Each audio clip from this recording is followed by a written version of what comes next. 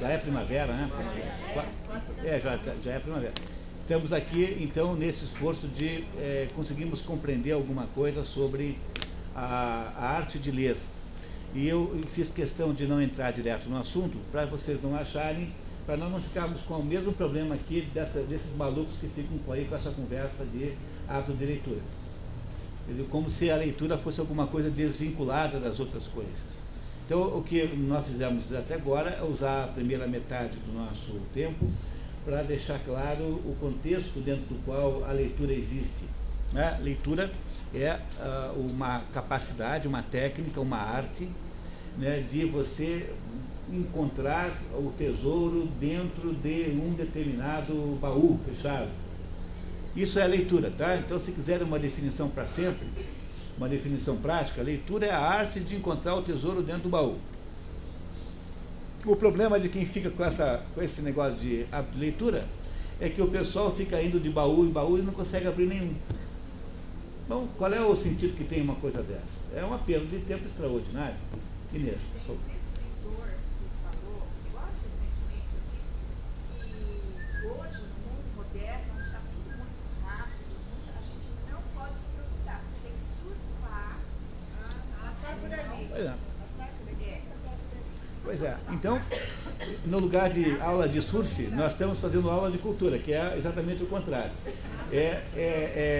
Em vez de leitura dinâmica, nós temos que fazer a leitura lentíssima. E não é isso? Tá? Então, é tudo ao contrário. Então, em vez do fast food, fazemos o slow food.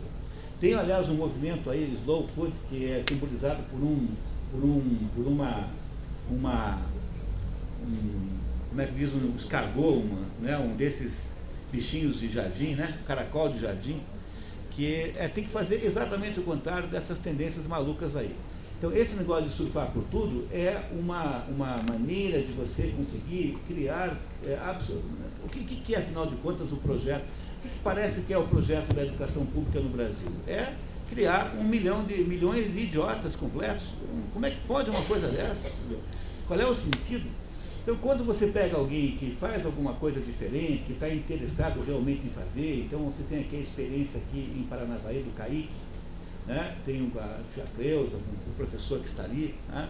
Vocês têm assim uma espécie de ilha no deserto, porque no mar, né? No mar revolto, porque o problema central é que a maior parte das pessoas ligadas à educação perderam completamente de vista o significado dessa palavra. Esse é o primeiro problema central. Então, quando a gente perdeu o significado e não tem mais ideia do que nós estamos falando, então fica difícil de conseguir qualquer progresso, não é? Então, o que nós precisamos aprender agora de manhã é algumas coisas fundamentais sobre a arte de ler. E a arte de ler aqui foi batizada agora para sempre como a arte de abrir os baús e tirar os tesouros de dentro. Então, ler é botar a mão no tesouro que está dentro do baú, chamado texto, livro, né, novela, romance, o que for, tanto faz. É isso que nós vamos tentar agora. Não é a única maneira pela qual a cultura vem para você, não. Tem também as outras formas, mas nós não temos aqui modo de lidar com todos os assuntos ao mesmo tempo, porque nós já temos pouquíssimo tempo para falar apenas desse. Então, o nosso assunto agora é sobre a arte de ler. E o problema da arte de ler, e a razão pela qual ele foi escolhido, é porque de todos os meios de transmissão de cultura, esse é o mais poderoso de todos. Tá? Nenhum meio é tão poderoso quanto esse, como o ler, é o mais poderoso de todos. O problema da leitura, sempre pressupondo que você deseja sinceramente produzir um projeto de obter cultura para você mesmo. Né? Então, o problema da leitura, pressupondo que você de fato, sinceramente quer isso, ele tem sempre que resolver 3 perguntas. Né? 3 perguntas. E as 3 perguntas são as seguintes. Primeiro, o que é que você deve ler? Segundo, em que sequência? E a terceira, como? As 3 perguntas fundamentais que, no fundo, você vai ter que resolver para poder fazer essa descoberta do tesouro. O que é que você deve ler, em que sequência e como?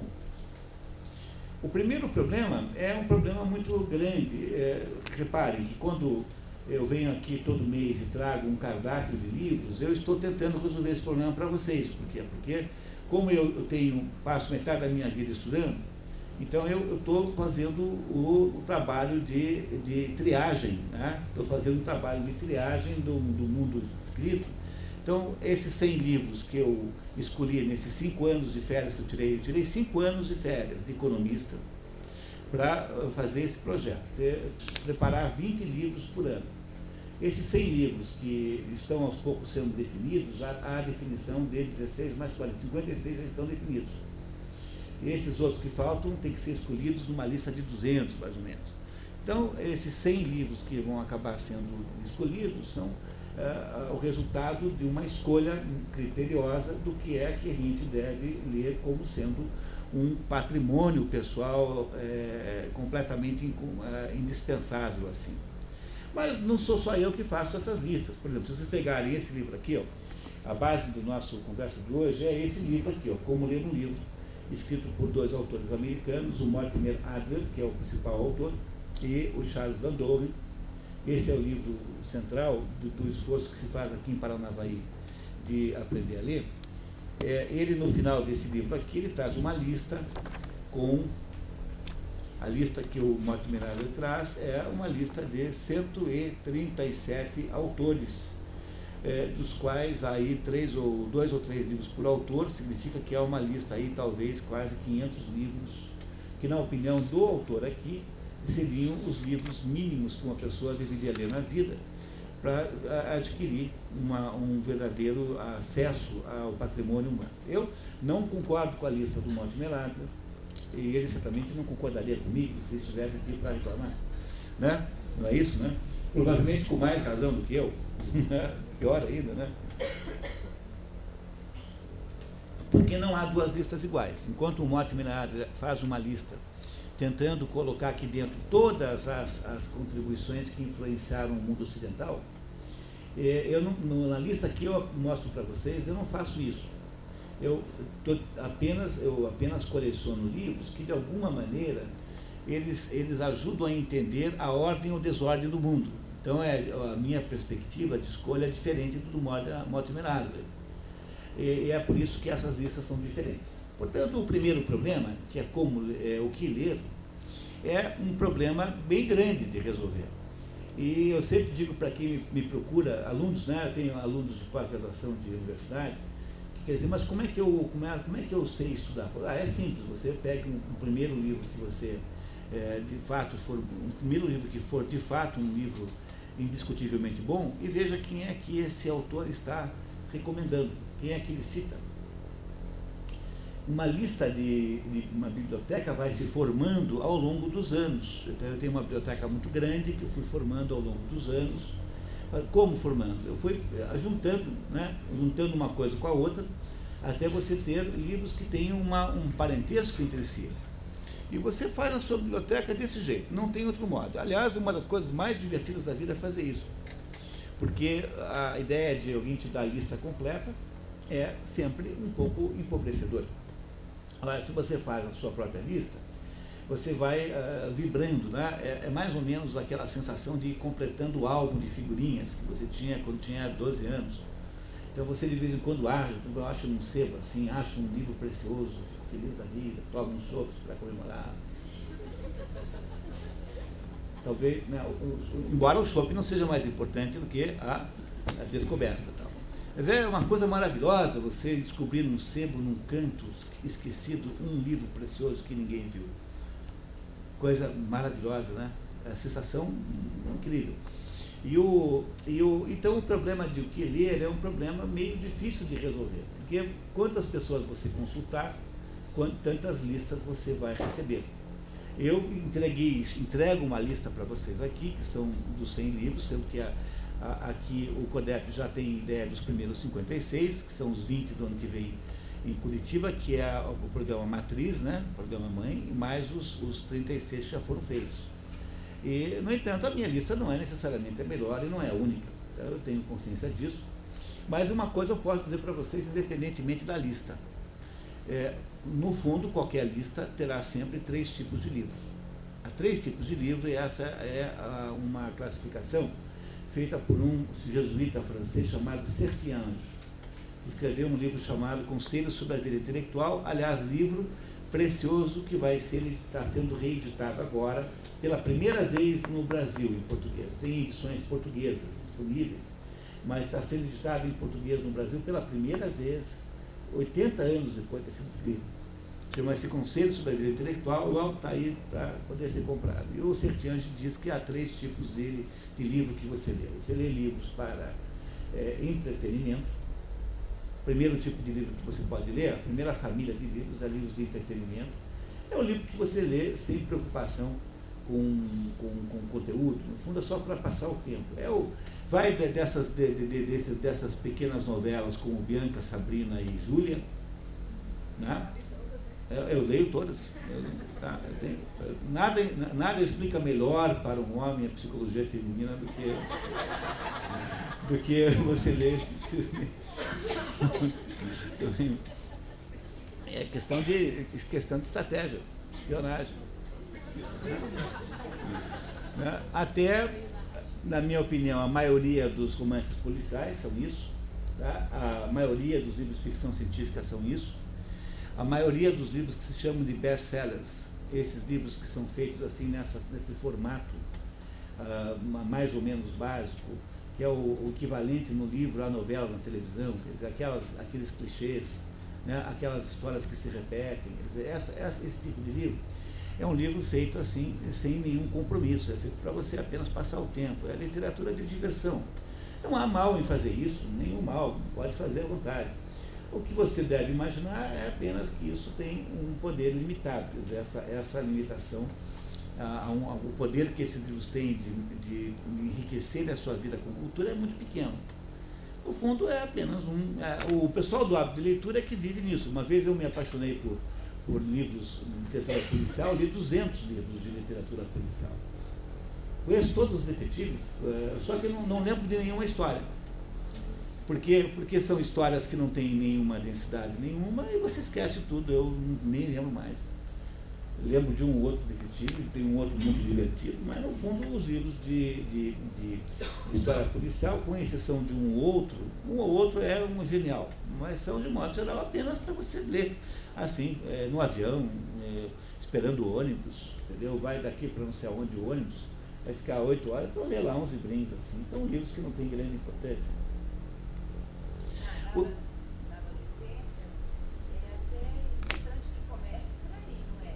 Porque o interesse da Bianca, da Júlia, essa vida, está voltado para aquele assunto. Aí pode ajudar a criar o hábito. Olha que eu posso propor para uma mocinha um romance como O Vermelho e o Negro, que é muito mais profundo do que a Bianca, a Sabrina e a Júlia. Então, se eu estou incumbido de orientar os meus filhos, né, então estávamos conversando nós dois agora no intervalo sobre esse problema. Quer dizer, você não deve impedir que os seus filhos adquiram um hábito de leitura. Quer dizer, você não pode soltar a criança sozinha, lendo tudo quanto é porcaria, de uma maneira assim industrial, porque isso não vai surtir o efeito que você quer, é apenas uma maneira assim de a criança ficar meio perturbada com aquelas coisas todas. Então, uma metodologia pessoal que funciona é assim, você precisa ajudar o seu filho a escolher os livros que ele lê. Então é preciso ter alguma orientação, algum critério, dizer assim, olha minha filha, você vai ler a história do Julien Sorel, ela vai se apaixonar pelo Julien Sorel, que é uma figura apaixonante, todas as mulheres morrem de amores por ele. Tá? E ela vai ter a mesma sensação que está lendo a Bianca e a Sabrina, mas só que ela vai entrar numa história. Vermelho e Negro está aqui no nosso programa do ano que vem. Tá? Ano que vem nós vamos ver o Vermelho e Negro lá por setembro, acho, não lembro mais. O Vermelho e Negro é a história do Julien Sorel, que é um menino que quer vencer na vida. E ele é ajudado pelas mulheres em geral assim, a fazer isso. Mas eu não vou contar a história toda, né, porque vocês vão acabar não vindo aqui em setembro, se eu contar, então vamos esperar até lá, mas quando você ajuda a sua filha a ler o Vermelho e Negro, ela vai fazer o mesmo investimento de tempo que ela fez para ler 10 revistinhas da Bianca e da Sabrina, e, no entanto, ela vai se entender aquela história, aprender uma coisa sobre a vida incrivelmente profunda. Então, você precisa ajudar a sua filha a descobrir o Vermelho e Negro, Se você não sabe, você pode pedir ajuda para alguém, né? Então é para isso que tem o programa aqui, esse nosso programa é para isso. Quando eu digo nosso programa, estou falando das expedições da sexta-feira à noite, né? Porque o nosso dia de hoje é um dia excepcional, não é um dia normal, é um dia especial para compartilhar com mais pessoas essas noções ligadas à leitura. E depois que o seu filho lê o livro, você tem a obrigação de dizer para ele assim, perguntar assim, escuta, como que é a história que você leu? Não pode fazer nenhum ato de interpretação do livro antes da criança ser capaz de contar a história que leu. Não é assim que a gente faz aqui na sexta-feira? A gente não sai interpretando a obra. Antes de qualquer interpretação da obra, nós não fazemos aqui um resumo da obra, que é uma garantia de que a gente entende a história tal como ela foi contada. Então, antes de poder interpretar a obra, nós temos que dizer assim, como é que é a história que está contada aí? E a criança tem que dizer, contar a história com certo detalhamento. Se ela não é capaz de contar a história com suficiente detalhamento, leu mal. Então aí já tem que voltar para o início. Então depois que o seu filho é capaz, o seu aluno, né, o seu filho, for capaz de contar a história que leu, né, como se ele fosse o autor, aí então você tem que fazer a pergunta final, checkmate. É assim, tá bom, então tá. O que significa isso? E se você não fizer essas três etapas, você não está lendo de verdade. Você está lendo, mas não está lendo. Está lendo, mas não é bem ler. É isso que eu, amanhã de hoje, quer ajudar vocês a entenderem.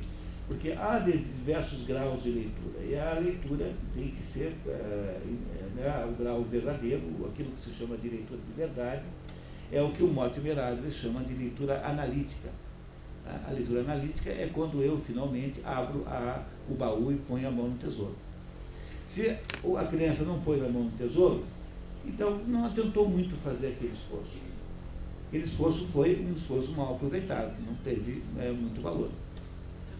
Então eu preciso ajudar os meus alunos, os meus filhos, né, ou aqueles que toparam ser ajudados por você precisa aprender a ajudá-los, fazendo a seleção do que se vai ler. Porque senão, olha, senão o mundo é impossível. Por exemplo, tem um romance chamado O Homem Sem Qualidades, que tem lá uma figura lá de um general chamado von Bodewehr, general von Bodewehr. E esse general, Sturm von Bodewehr, que é uma coisa engraçada em alemão, Sturm von Bodewehr, é uma expressão cômica assim. E esse general Sturm von Bodewehr frequenta um grupo de granfinos em Viena, que estão na história do Homem Sem Qualidade, estão preparando os festejos do cinquentenário ou do jubileu, não lembro mais quantos anos são, do rei da Áustria, né? Queriam acontecer, não aconteceram porque a Primeira Guerra Mundial impediu. Aconteceu em 17, 18, alguma coisa assim. Então os granfinos montaram uma comissão de granfinos para estudar como seriam os festejos. E esse general representa o exército austríaco na reunião. Só que ele se sente muito mal porque aqueles granfinos são todos assim, beletristas, no sentido antigo, quer dizer, todos eles assim falam difícil, expressões difíceis. Entenderam o que é um beletrista? É alguém que fala difícil para parecer que sabe alguma coisa, quando na verdade tudo pode ser dito em linguagem simples, tudo pode ser contado sem nenhuma dificuldade. Até depois pode ser que algumas coisas demorem um pouco, mas você sempre pode contar. E esse Sturm von Bodewehr está muito impressionado, porque ele não se sente bem naquele ambiente, que é um ambiente muito sofisticado para ele. Ele resolve tirar a diferença. Ele então monta um plano, que ele ficou dias fazendo, um plano assim, militar mesmo, para entrar na biblioteca de Viena e ler os 2.600.000 livros que tinham lá estocados. Que tal? E chega lá e fala assim, chega o bibliotecário e fala assim, vou começar a ler o primeiro dos 2.600.000 livros, porque ele acha que o único jeito que tem dele se equiparar àqueles granfinos lá é que ele aprenda tudo que ele sabe. Então ele quer ler todos os livros do mundo. Isso é impossível. Quantos livros você consegue ler por ano? Olha, eu leio uma porção, mas eu tenho uma vida que propicia isso. Mas você consegue ler um livro por mês? Não, quase ninguém consegue fazer isso. Ler de verdade não consegue. Talvez alguém que esteja acompanhando aqui as expedições e que lê sempre o livro da vez é capaz de fazer isso, mas se você conseguir ler de verdade, quando digo ler é sempre, pegando o tesouro de dentro da caixa, se você consegue fazer isso, um livro por mês, isso já é uma coisa extremamente grande de esforço. É um esforço que quase nenhum brasileiro é capaz de fazer. Tirando aí uns poucos milhares de brasileiros, ninguém faz isso. Então, eu tenho que resolver o problema do que eu vou ler, porque senão eu não consigo nem começar. E o que eu vou ler depende, então, de uma série de aconselhamentos. Se eu não tenho tempo para ir na tentativa e erro, eu me dou conta, por exemplo, de quanta besteira eu li na vida. Eu li todo o Michel Foucault, li todo o Wilhelm Reich. Eu não devia ter feito isso jamais. Não que eles não tenham valor nenhum, entendeu? Tem algum valor. Eu tenho uma regra assim, que é assim, até um relógio quebrado está certo às vezes por dia. Então, todo livro, pior que seja, tem alguma coisa para me ensinar. Mas, se eu tivesse tido alguém que tivesse me orientado, eu teria lido todo Aristóteles, todo Platão, com 22, 23 anos, eu teria feito uma economia de tempo na minha vida, do que ter que passar anos depois desfazendo os estragos. Porque esses livros todos aí estragam a sua cabeça. Por exemplo, ficam essas pessoas indicando esse livro, O Mundo de Sofia, para as pessoas lerem. É uma barbaridade, não leia isso de jeito nenhum. Não vai ajudar você a entender filosofia, vai estragar a sua cabeça para a filosofia. Não é esse livro que você deve começar a ler para entender filosofia. Quer um livro para ler filosofia? Leia A Consolação da Filosofia de Boécio. Aliás, está no nosso programa aqui também, no ano que vem. Então, como todo mundo parte de baixa, de uma precariedade de indicação, na prática, o nosso pouco tempo e os nossos minguados recursos para a leitura acabam sendo desperdiçados com uma porção de coisas cujo único resultado final foi estragar mais um pouco nossa cabeça, que fenômeno esse que acontece na proporção direta do esforço que eu faço para ler aquilo. E quanto mais eu me esforço para ler, pior fico, porque mais estraga a minha cabeça. Determinadas coisas não devem ser lidas em determinadas fases da vida. Além do problema de saber o que ler, portanto, eu tenho um segundo problema, que é saber em que sequência ler. Determinados assuntos não são compreensíveis por gente muito jovem, por exemplo. O Vermelho e o Negro tem que ter 15 anos para ler. Não dá para ler. Menos de 15 anos é muito difícil. Uma mocinha talvez consiga, menino já é mais difícil. Mesmo uma mocinha é talvez difícil de ler o Vermelho e o Negro realmente com 15 anos. Por quê? Porque para entender aquela história tem que ter um pouco de vivência real, né? Tem que ter um pouco da visão da vida concreta e tal. Então não é qualquer livro que você deve ler em qualquer sequência, porque alguns livros não são capazes de se demonstrar para você, eles não abrem, eles não se demonstram, se você não tiver um conjunto de experiências de vida anteriores que permitem ter as chaves com que você abre o baú. Determinados baús só se abrem para determinadas pessoas em certos momentos da vida. Se você for pensar bem, está cheio de história que conta isso, né? Cheio de história de criança, sobretudo, que conta essa situação. Que quando tem uma história infantil, que tem lá uma criança que não consegue abrir, não consegue acessar alguma coisa, essa história é essa que estou te contando. É para a criança saber que determinadas coisas precisarão de tempo e maturidade. Chega uma certa idade da vida que você pode ler tudo. Mas o teu grau de capacidade de compreensão também irá variar conforme a idade. Os gregos achavam, por exemplo, que ninguém devia se meter a estudar filosofia com menos de 30 anos.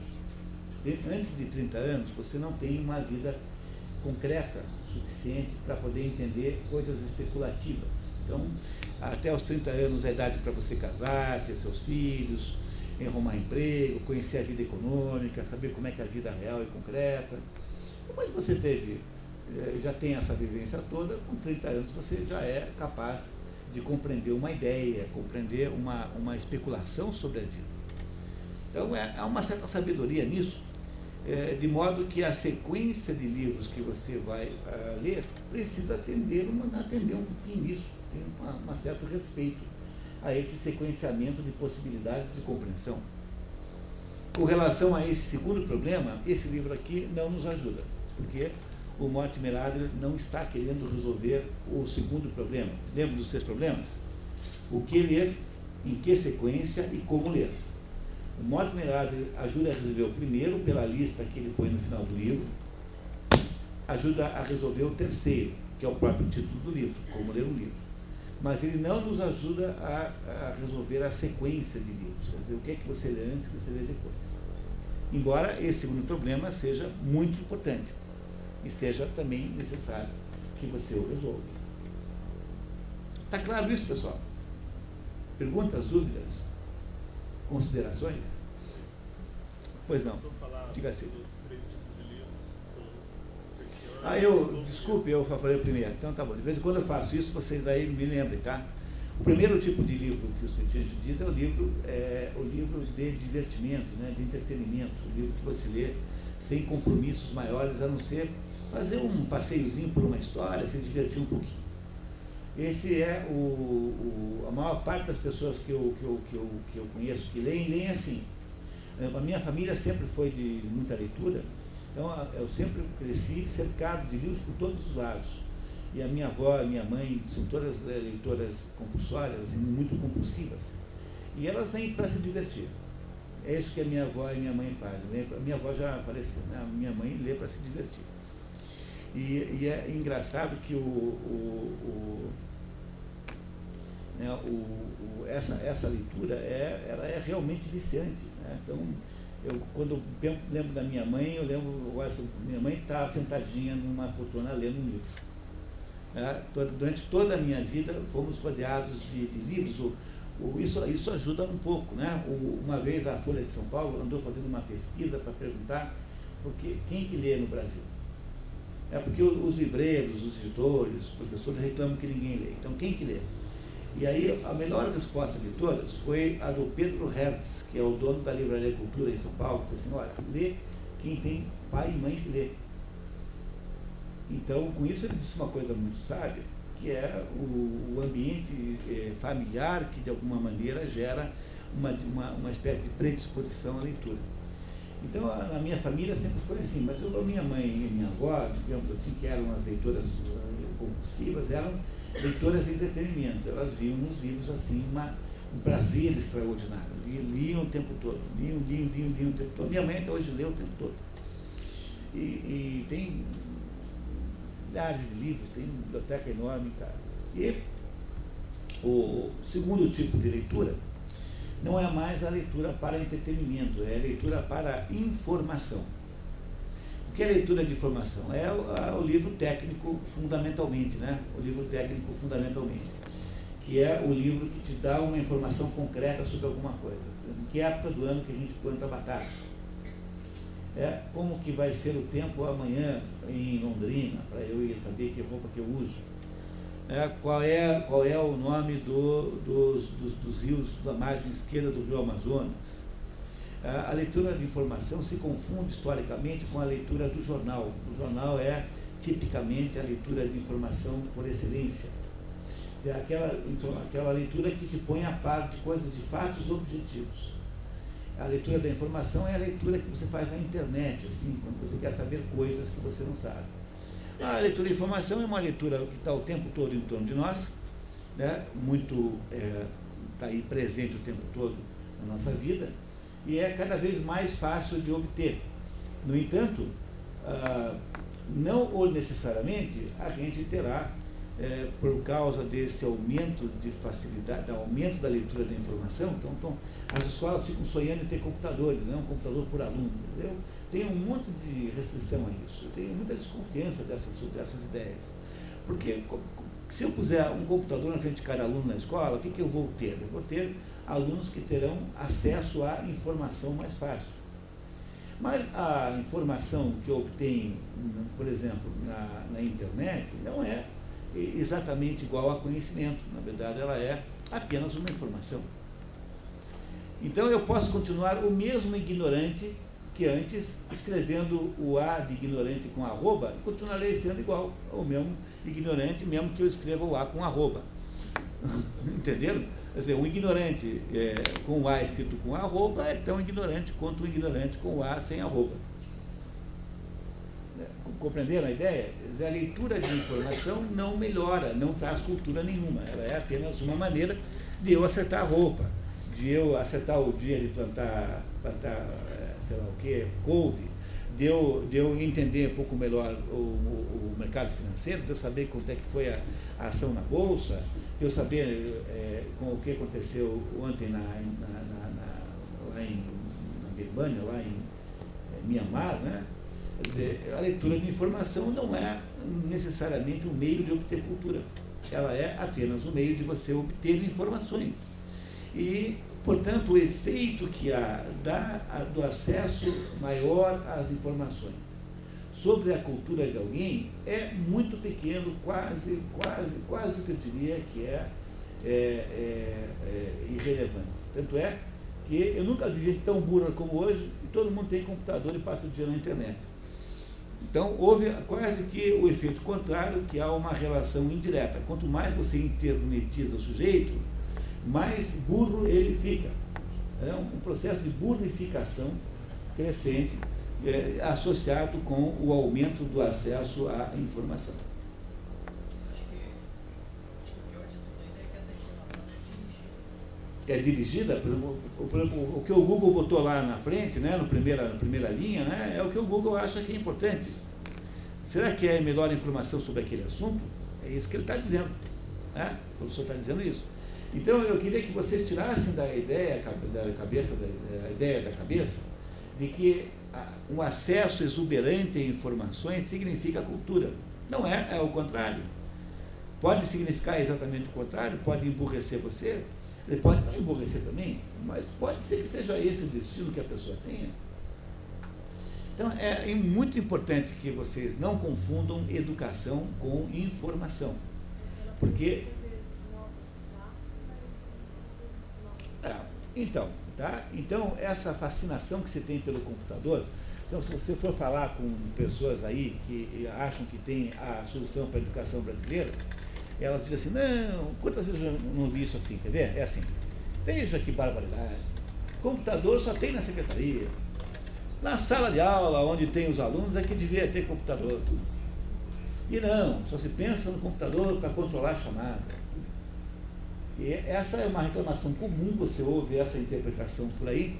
No entanto, se você for pensar bem, é uma interpretação que a gente tem que parar para considerar se tem realmente razão. Porque há uma confusão no início, que é achar que informação é a mesma coisa que cultura. Bom, se você acha que a escola é apenas um meio de encher a pessoa de informações, bom, aí tá bom.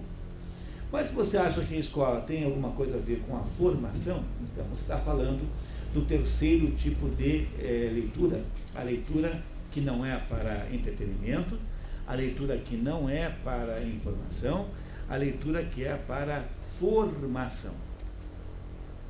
A leitura para formação é a leitura que no fundo nos interessa aqui. Então, de agora em diante, ninguém tem o direito de duvidar do que nós estamos chamando aqui de cultura. Cultura é o cultivo do espírito. Também ninguém tem o direito de duvidar do que nós estamos chamando aqui de educação. Educação é você entregar à pessoa o patamar mais alto. E também ninguém tem o direito de duvidar do que nós estamos chamando de cultura sob o ponto de vista prático, que é o conteúdo daquele baú que está fechado. O livro é um baú fechado que nós temos que aprender a tirar o conteúdo. E, finalmente, ninguém tem o direito de duvidar de que a leitura de que nós estamos falando aqui é a leitura de formação e não a leitura de informação, e também não é a leitura de entretenimento. Essas duas aí, eu acho que há suficiente acesso, né, facilidade no mundo. Tá ficando claro isso, pessoal? Então, a leitura de que nós estamos falando aqui é a leitura pela qual é possível incorporar mais cultura àquela criança, quando é um aluno, uma criança, um jovem, né? Ou qualquer pessoa, mas é uma leitura que permite que, ao abrir os baús e tirar o conteúdo, você enriqueça seu espírito. É isso que nós estamos falando. desse tipo de leitura. É isso que nós estamos falando. Então, o Sertiange faz essa separação desses três tipos, que nos ajuda muito a entender essas diferenças. Não é isso? Muito bem. Então, se vocês até agora estão de acordo, alguém tem alguma pergunta, dúvida, consideração? Professor, Pois não. é por isso que tem adolescentes, né, alunos no final do ensino médio, ele se identificou com um livro de literatura infantil. Por isso, então, por exemplo, é comum a gente ver na biblioteca da nossa escola, um adolescente que está no último ano do ensino médio, ele vai lá buscar Maria vai com as outras, por exemplo. Fora Ou da o idade. Chapeuzinho Vermelho, ele tá com 16 anos, né? É meio tarde, né? É por isso. É porque, de alguma maneira, Essa leitura que o senhor falou, entretenimento, talvez seja porque ele Ou a esteja imagem. completamente desestruturado. Quer dizer, ele não tem acesso a um plano de leitura. Ele não é capaz de nem mesmo tomar a iniciativa de ler alguma coisa mais adequada à sua idade, né? Porque pelo menos isso eles fazem, né? Porque veja, na medida que você vai crescendo, né? Veja, entre uma pessoa de 80 anos e uma de 85 não tem nenhuma diferença. É a mesma coisa. Entre uma pessoa um homem de 50 e de 40 tem pouca diferença. Mas entre um adolescente de 16 e uma criança de 9 tem uma diferença incrível. Não é? Uma diferença incrível. Então a tendência dos adolescentes é rejeitarem coisas que eles julgam infantis. Rejeitam com toda a clareza, assim. Não querem fazer parte daquele grupo de moleque, né? Daquele grupo de criança. Então, se tem adolescente lendo livro infantil nessa idade, é um problema aí, né? Importante, que faltou que alguém mudasse o cardápio da leitura, né? Que mudasse aquele cardápio, dissesse assim, olha, vamos ler isso aqui agora. Talvez os projetos de leitura que a gente faz nos textos de São Paulo, né? Como estão sendo feitos os projetos de leitura nas escolas? Quem lê mais, quem lê melhor, quem tira do livro melhor, ou o que se lê? O que se lê não está se dando valor ao que se lê? Pois é, de fato eu não sei, a Ismênia, que lida com isso profissionalmente, né, tá perguntando que talvez a culpa disso esteja no modo como você faz projeto de leitura. Olha, eu acho o seguinte, você não deve ler coisas antes da hora, a não ser em casos de especialismos. Há um folclore que o John Stuart Mill, que é um economista inglês, teria, com 6 anos, já teria lido 5 diálogos de Platão. Então, eu queria dizer para vocês que isso provavelmente não é verdade. Quer dizer, ele pode tentar ler, mas não entendeu patavina. E não é alguma coisa que você deva fazer com seus filhos, fazer coisas desse tipo. Mas, em compensação, há sempre um truque índio nessa história, que é assim, você sempre deve propor para o seu filho uma dificuldade um pouco maior do que ele aparentemente está disposto a fazer. Então, se você quer que ele construa um esforço, você tem que exigir que ele se esforce um pouco mais. Então, me parece que o que deveria estar lastreando, né, balizando o esforço de construir projetos de leitura, é a ideia de que é sempre um pouquinho mais difícil do que aparentemente é ideal. Um pouquinho só. 10% mais difícil, que é para você exigir um pouco mais da pessoa. Agora, eu penso que esse assunto é um assunto muito de enorme responsabilidade. Eu acho que a tarefa de construir um cardápio de livros infantis é uma tarefa difícil e de enorme responsabilidade, para você não botar na cabeça das crianças caraminholas. E a principal regra é: não fique colocando na cabeça das crianças modismos. A escola não é para ensinar a ser ecologista, não é para ensinar a ser antitabagista. Não transforme o seu filho num pentelho chato que fica perseguindo os outros. A escola não foi feita para transformar o seu filho num chatinho. Eles já são chatinhos o suficiente por conta própria. Então, a escola não é para transformar o seu filho num pequeno militante de causas modistas. A escola é para o seu filho entender as coisas que permanecem iguais durante a história da humanidade. Entender o problema da beleza, o problema da bondade, o problema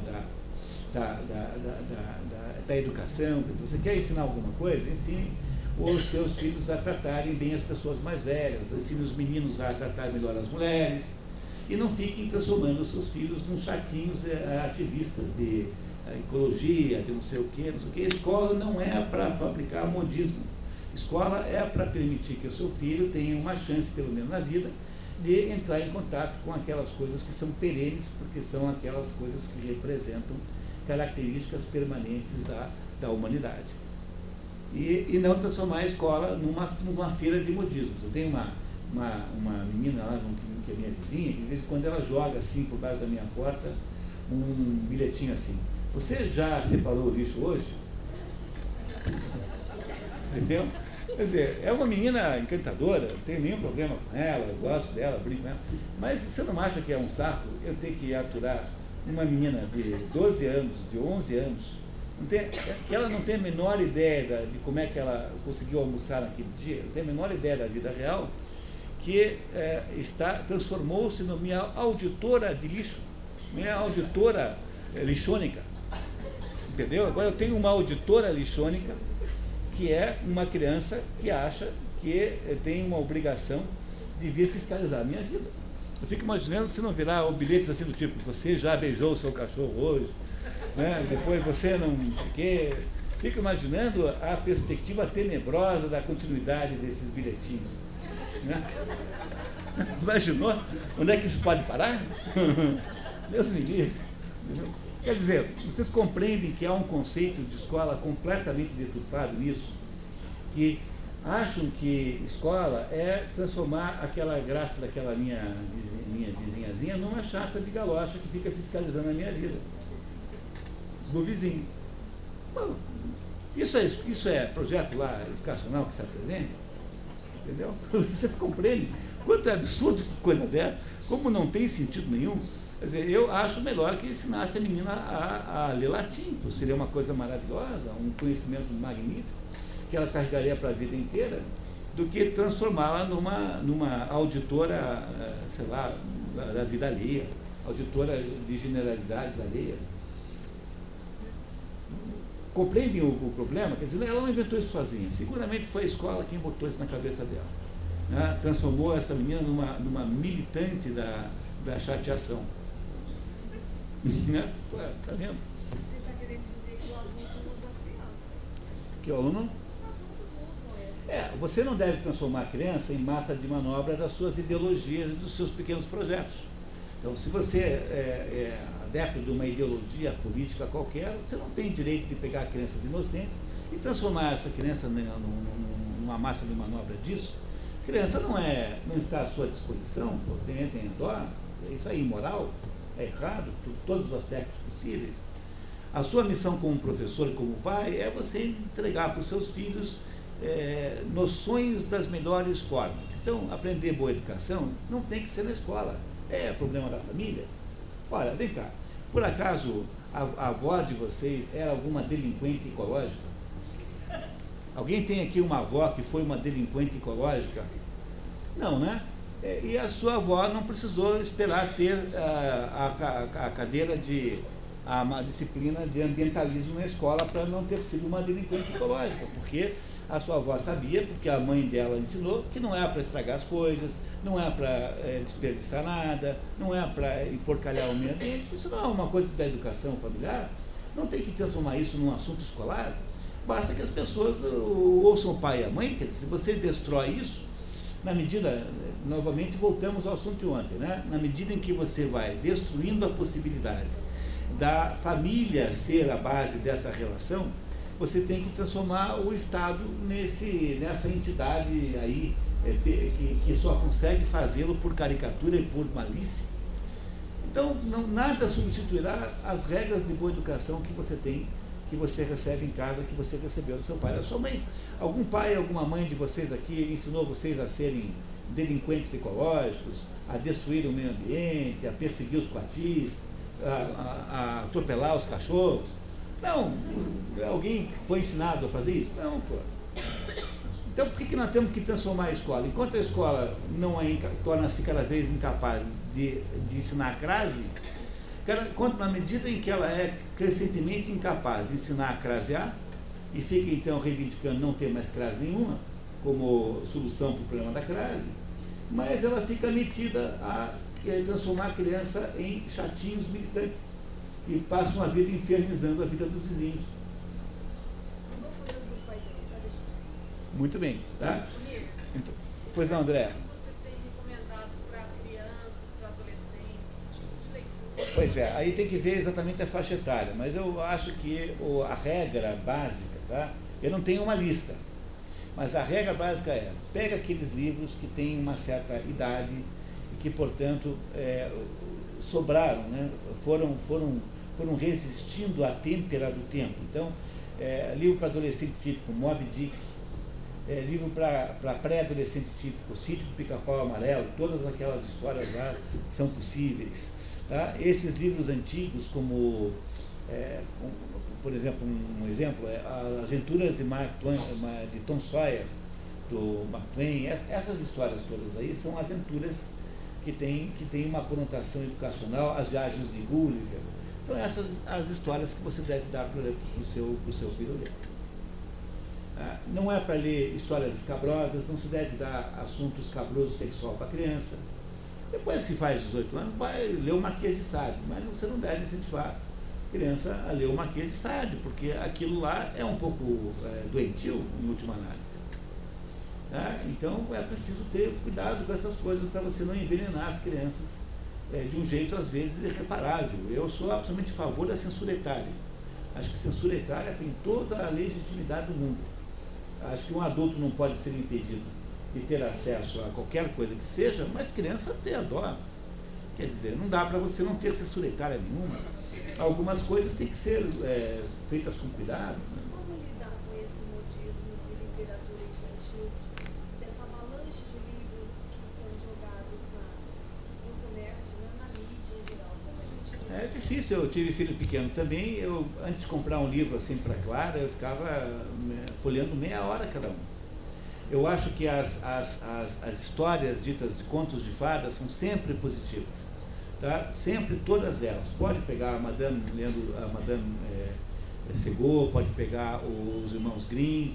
Todas essas histórias de contos de fadas são sempre positivas, porque elas são lições básicas sobre a vida do ser humano, que foram se mantendo mais ou menos estáveis durante a história. Então, em vez de pegar modismos, pegue as velhas histórias dos Irmãos Grimm, pegue as velhas histórias dos contos de fada. Essas histórias têm alguma coisa que as faz terem valor perene durante toda a história. Agora, esse é um problema muito grande em si só, que nós não vamos resolver até agora, mesmo porque eu não tenho uma lista. Eu não tenho uma lista. Tá? Pois não, Leonir. Quando nós fizemos no início do ano aquele projeto Gente de que a gente apresentou a Secretaria de Escola de Educação, você passou para a gente uma lista. Eu não tenho aqui comigo agora. Só que aquele... Eu tenho até no computador. Se alguém quiser, pode estar procurando aqui. Tá, pessoal, só cuidado, tá? Aquela lista lá é para professores, não é para alunos. Tá? É para professores. E são livros assim que são livros intermediários entre alunos e professores. E a ideia daquela lista era permitir que os professores fizessem um esforço em determinados livros que poderiam ser facilmente já entregues para os alunos mais velhos, digamos, para a turma com um pouco mais de idade assim. Mas é um problema importante, um problema seríssimo. Se você deixar esse assunto para o livro didático, você está perdido. Porque o livro didático, né, aqueles textos que vêm no livro didático, são todos ou medonhos e horrorosos. São textos com erros de português, são textos ligados a modismos, texto do Paulo Coelho, texto do Luiz Fernando Veríssimo, que são todas falsificações da verdadeira cultura. Você tem que tomar um enorme cuidado com o texto que vem no livro didático, que você recebe de presente da editora, isso. E esses textos aí não são confiáveis. Então tem que tomar muito cuidado para não envenenar as crianças involuntariamente. O assunto é muito maior do que a nossa possibilidade de resolvê-lo aqui. Eu só com isso quero dizer aqui aos colegas professores presentes que esse é um problema enorme e que é preciso ser lidado com ele de alguma maneira muito responsável. E que a gente não deve pressupô-lo pequeno e fazer de conta que ele não existe. É preciso parar para olhar para ele com maior atenção do mundo. Tá certo? Vamos em frente? Muito bem. Então, o primeiro problema é o que ler, o segundo problema é em que sequência ler, e o terceiro problema é como ler. Esse terceiro problema é o foco, né, o assunto deste livro aqui, escrito pelo Mortimer Adler. É um homem que viveu quase 100 anos, coincidentes com o século XX. Então ele nasceu em 1902, por aí, 1901, e morreu em 1999, por aí. Quer dizer, é alguém que viveu o século XX. E esse homem aqui passou a vida inteira tentando resolver esse problema nos Estados Unidos. Ele achava que o estudante universitário americano era incrivelmente analfabeto e ignorante. E que ele, então, imaginava que antes de qualquer tipo de ensino universitário, antes de qualquer espécie de aula, de qualquer que fosse o assunto, engenharia química, matemática, geologia, o que fosse, tanto faz, antes de mais nada, o aluno devia fazer um ano de educação liberal. Educação liberal é na definição do Mortimer Adler, é passar um ano estudando coisas que não servem para nada prático, a não ser para aumentar dramaticamente a sua cultura. Eu achava que antes de você estudar engenharia, tinha que ler Crime e Castigo e tinha que ler Vermelho e Negro. Porque senão você não é uma pessoa capaz de compreender a importância da engenharia na sua vida e no mundo. E ele conseguiu que o reitor da Universidade de Chicago fizesse a experiência lá na Universidade de Chicago, e isso foi implantado lá, existe até hoje, e em muitas universidades americanas existe essa possibilidade de você ir lá estudar, antes de qualquer outra coisa, vai estudar um assunto qualquer, você vai estudar Shakespeare, só Shakespeare. Para que serve isso? Para nada, você não vai poder exercer nenhuma profissão depois por causa disso. Mas você terá feito o passeio maravilhoso por todo o espectro das possibilidades da vida humana, todo o espectro de dores, potências e belezas e misérias, que é a obra de Shakespeare. Se você ler Shakespeare inteiro, abrindo cada cofrinho e tirando de dentro de cada uma joia, porque ler por entretenimento é bobagem, não faça isso, vai assistir novela que é melhor. Mas se você está querendo realmente entender Shakespeare, pegue livro a livro, são só 32, 33 livros, você pega livro a livro e vai, olha, lê e abre a caixinha lá e pega aquela pérola para você. Depois que você tiver feito isso, você terá uma percepção sobre a natureza humana que poucas pessoas terão no mesmo grau que você. Terá feito um curso de psicologia completo, de cabo a rabo, melhor do que estudar 4 anos na universidade, ou 5. Esse é o segredo da coisa, ser capaz de abrir o cofrinho e pegar o conteúdo para você. E ensinar a ler é ensinar a fazer isso. Né? Ensinar a ler é ensinar a fazer isso. Então o Mortimer Adler dedicou a vida dele inteira para desenvolver métodos e atividades que pudessem propiciar que isso existisse. De certa maneira, eu estou fazendo a mesma coisa. Então, eu mantenho o programa de expedições pelo mundo da cultura em 4 cidades do Brasil, e mantenho grupos de trabalho com algumas pessoas, sendo o lugar mais importante aqui em Paranavaí, com pessoas ligadas ao CODEP. Temos, como a Leonie contou para vocês, temos 2 grupos de trabalho, de pequenos grupos, um na sexta-feira à tarde e outro no sábado de manhã. Hoje, esse nosso encontro aqui é uma abertura excepcional do nosso grupo da sábado de manhã para compartilhar com mais pessoas essas ideias. Mas é o que eu consigo fazer, é muito pouquinho, mas é tudo que eu consigo fazer, e pelo menos por causa desse dado biográfico, a minha vida fica menos aborrecida. Né? Então, tem aí alguma compensação. Né? Mas o Mortimer Adler não fez só isso, ele passou toda a vida fazendo isso. E escreveu esse livro. Esse livro aqui não tem para comprar, infelizmente, sinto muito, ele está esgotado. Os sebos estão cobrando caríssimo, não compre no sebo. mesmo porque ele tem alguns problemas grandes de tradução, tem defeitos grandes de tradução. E esse livro está sendo reeditado, corrigido, melhorado, por uma outra editora, com o meu prefácio, aliás, que imagina-se que esteja aí disponível no começo do ano. Já está meio pronto, mas o problema é que tem uma encrenca de direitos autorais aqui, então é por isso que não saiu ainda. Então, esse livro será reeditado e vocês devem, esse é um livro que qualquer pessoa ligada à educação tem de ter. Tá? É meio difícil você imaginar uma vida em que, sem esse livro aqui, quer dizer, uma vida de educador sem esse livro não é possível, não dá para fazer. E esse livro aqui, então, faz uma série de ensinamentos, traz uma série de ensinamentos para nos ensinar a ler. Então, a primeira coisa que a gente vai entender desse livro é o que está aqui nesse mapa que vocês receberam aí. Ah, tem um mapazinho aqui. Esse mapa não está no livro, vocês não encontrarão em lugar nenhum. Eu simplesmente peguei o livro e transformei, fui juntando os pedaços e montei o mapa. Tá? Juntei os pedaços e montei os mapas.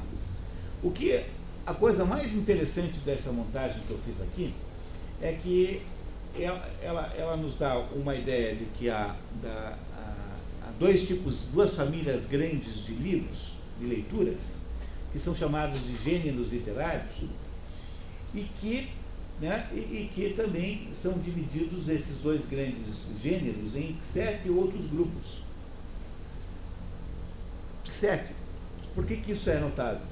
Porque durante a Idade Média, o tipo de ensino que se fazia na Idade Média chamava-se trivium e quadrivium. Havia 7 artes liberais. Os antigos diziam que uma pessoa, para aprender na vida o suficiente para viver, aquilo que você ensinava para uma criança que não tinha pretensões a continuar estudando, era chamado de trivium e quadrivium.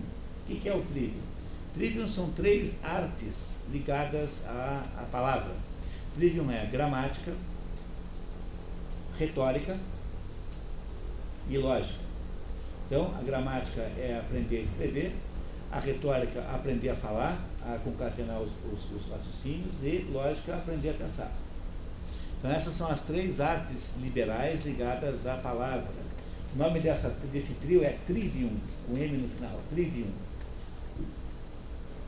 E há um segundo conjunto de artes liberais chamada quadrivium, com D no meio, quadrivium, que são as artes ligadas aos números, que é aritmética, geometria, astronomia e música.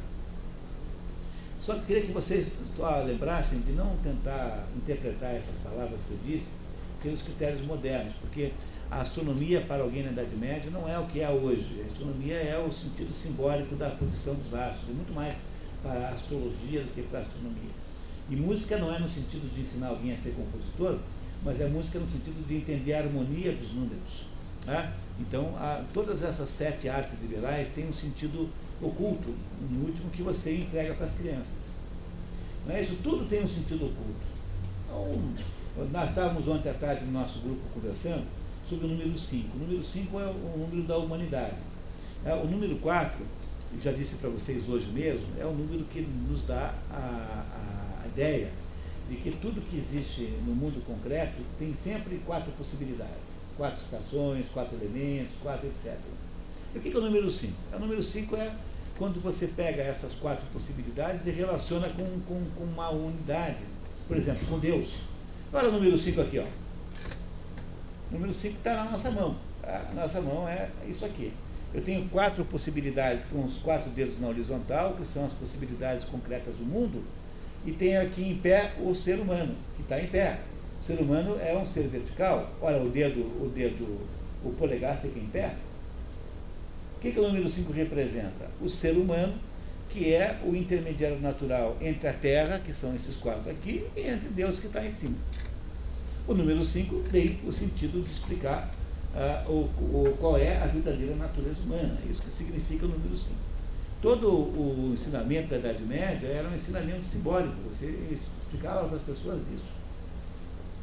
O professor de matemática moderno só consegue entender o número 5 quando sendo 4 mais 1 ou 6 menos 1, mas ele não consegue compreender que há um sentido oculto nas coisas, nos números, por exemplo. E é isso que se fazia antigamente. Então, há uma coincidência impressionante aqui, que do mesmo modo que são 7 artes liberais, eu também tenho aqui 7 tipos de livro. Tenho 7 livros, 3 e 4. E obedecendo também essa separação entre palavra e número, né? Palavra e número, mais ou menos obedecendo essa separação, que é uma das coincidências interessantes desse negócio. Então, o que o Mortimer Adler nos diz? Diz assim, que todas as coisas que a gente lê são divididas em 2 tipos de literatura. A literatura dita imaginativa e a literatura dita expositiva. O que é literatura imaginativa? É aquilo que nós chamamos de literatura de ficção. Aquelas coisas que são contadas ali não existem, são invenção da cabeça do autor. Enquanto que a literatura expositiva narra com fatos reais. Há uma tendência natural no nosso mundo contemporâneo, que é um mundo meio cientificista, de ficar achando que a literatura ficcional pode ser de alguma maneira inferior à outra, porque ela é inventada. Quando você lê um romance, aquilo que você está lendo ali não aconteceu de verdade. Há alguns romances que é verdade, aconteceu sim. Chama-se um romance que se chama em literatura de roman à clé. Usa-se a expressão francesa, roman à clé. É um romance em que você conta alguma coisa que aconteceu de verdade e você aí troca o nome das pessoas para parecer que é ficção. Isso sempre é uma garantia total e completa de você arrumar inimigos na vida. Pode ter certeza absoluta que isso sempre dá muito errado. Entendeu? Você contar um episódio da sua família, trocando os nomes dos santos, mas todo mundo vai descobrir rapidamente que você está falando do seu primo, do seu irmão, do seu marido.